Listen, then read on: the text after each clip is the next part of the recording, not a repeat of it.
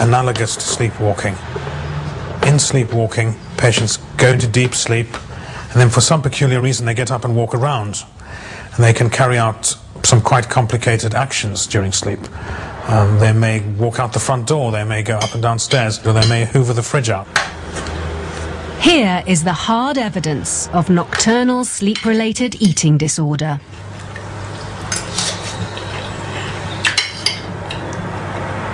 This is not put on, this is not an excuse for night eating. The patient is actually asleep. June takes the food back to bed with her and spends another 10 minutes finishing the plateful. I've tried everything to stop eating my sleep. I've tried not to have any perishable foods in the house, but that still doesn't work, because if I've got something like pasta, I'll get up and cook that.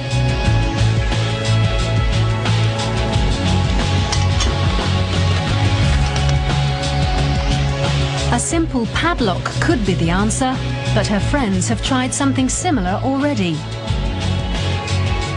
They were aware of my night eats, so I told them about it. So they thought, well, one way around it was to actually, you know, sellotape the fridge, which they did.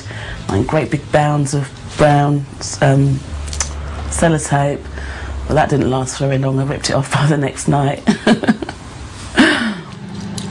We keep the cameras rolling, and on 2 consecutive nights she eats again. On both occasions she actually heats up the food in the microwave, which is just out of vision.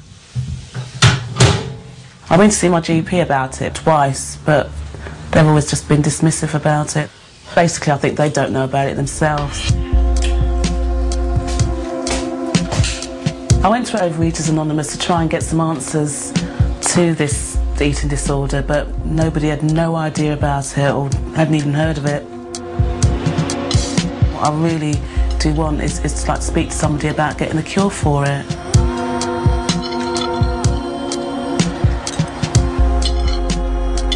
We don't know yet how to treat this condition, and a lot more work needs to be done on it. There are some treatments that are used to treat other sleep-related disorders like sleepwalking. The trouble is many of these medications are addictive potentially and habit-forming, and so one wouldn't want to use them for any length of time. June's been struggling with this disorder for 10 years, but until now she had no idea what she got up to. So we invited her to view the footage. This is the first time she's seen herself sleep eating.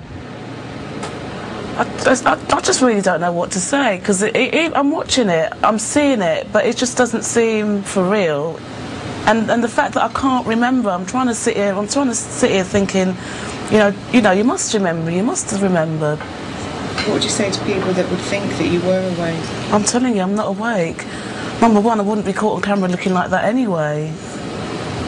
It just doesn't seem normal. It's how can somebody do all that when they're asleep?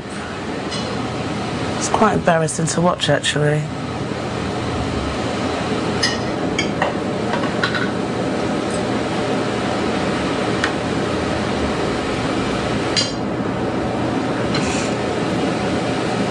Well, it's strange, because I mean, when I've always talked about it in the past, I've always laughed about it, but actually seeing it, it's not really a laughing matter.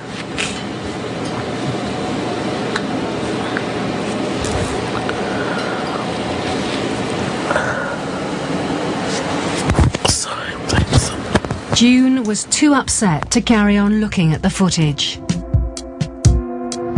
And she's still dieting by day and binging unconsciously by night.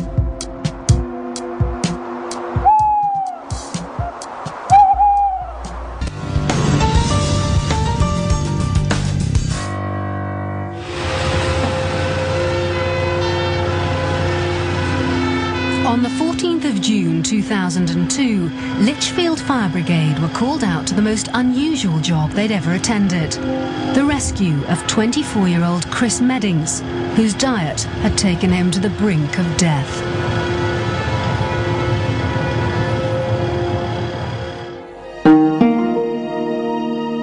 He was a happy little boy. He'd have all his toys out and he'd be building things. He had a great big bucket of Lego and he used to love building Lego things. Yeah, we were happy. Yeah. Chris was a normal, healthy child, but when he started school, he began putting on weight. He'd come home and say, "Oh, Mum, they've been teasing me again today." They'd call him Fatty and Lard, and some of the more vicious ones who knew swear words would call him Fat Bastard. That really, really hurt. And he'd want to eat a bit more than usual and he'd say, "Can I have some chocolate or can I have some crisps before his dinner?" But it was when Chris became a teenager that his eating habits got out of control. He'd slam into the kitchen and he'd raid the bread. Anything. Bread and butter or bread and jam, or very occasionally I'd buy a jar of peanut butter, and I mean the peanut butter would last 2 days because he'd just eat it straight from the jar. Cheese was his biggest failing. If there was cheese in the house, it would be gone because he's addicted to cheese. And his trousers are getting tighter and tighter, and oh, it was so hard. When Chris left school, he couldn't get a job. He began to stay at home more and more. And when his mum Julia tried to stop him eating, he'd lose his temper. He'd shout and he'd scream, and very occasionally he'd get physical with me. I'd sit down and probably cry because, yes, I was frightened of him at times. Chris carried on comfort eating and got so fat he couldn't get out of bed. When these pictures were taken, he weighed more than 60 stone, the equivalent of 4 large men. In the end, he was just about struggling to the toilet. He'd get to the toilet and be huffing and puffing like somebody who's run a mile. And he'd come back and he'd literally collapse onto the bed because he was so exhausted. Chris developed septicemia, blood poisoning. The doctor came in and he took one look at him and he said, "Can I use your phone?" He called the fire brigade, who arrived at the scene with specialist lifting equipment. This was an emergency. The problem that faced us was how are we going to get him out? It was clear that Chris couldn't stand up by himself, so he's going to have to be physically moved by the people who were there. It was a very small room, a bedroom. We'd been in there for, we believe, 3 years. It was very cluttered. So straight away, well, main problems are going to be, there's only one way he's going out, and that's the window. If anything had gone wrong, Chris would have plummeted to the floor. So we had to make sure we took our time and everybody was in position so as not to injure him and not to injure ourselves. It was physically very demanding. He was a very heavy lad. There is a warning beep on the hydraulic platform,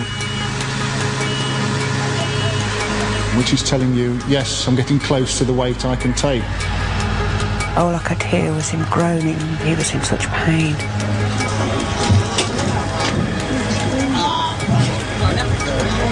And I could see him slipping away. Then he had a fit. And he didn't really come round after that. What was going through my mind was, is he going to make it? Is he going to get to hospital on time? Or is he going to die? When Chris arrived at hospital, he was given intravenous antibiotics to treat the septicemia. But doctors agreed that only a weight reduction operation would save his life. I've never met anyone as large as Chris was. And without the operation, was undoubtedly going to die within 1 or 2 years. Chris's best chance of survival was always going to be obtained with him losing as much weight as possible. As well as personnel, a great deal of equipment was required for Chris to have his surgery. The most important of these perhaps was an extra wide operating table, as well as a special hoist in order to transfer Chris safely from the operating table back into his bed.